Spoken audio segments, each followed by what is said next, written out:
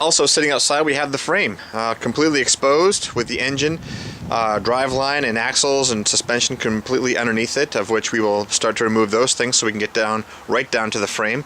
The frame itself is in really nice condition. It's a southern truck, so it probably hasn't seen really any sort of salt or sand or weather or extreme temperatures that we have here in the Northeast, which lends itself to being in fairly decent condition. You can actually see almost inside.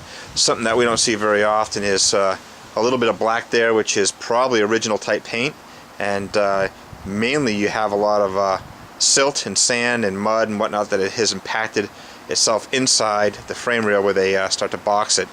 That is typical.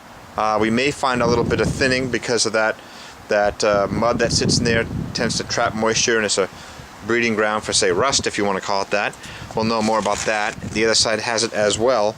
But for the most part, from the way that the naked eye looks right here, I think we're in decent shape. The rear cross member has been pulled out and has been sort of compromised. We may talk about a new one of those, mainly because it's twisted at this point. Very difficult to get that back. But for the most part, the leaf spring gussets and frame gussets I think are going to be kind of manageable. We may want to look at possibly frame gussets, but overall, the frame is, you know, really pretty darn nice. It's going to clean up good with aluminum oxide blasting, and then ultimately paint.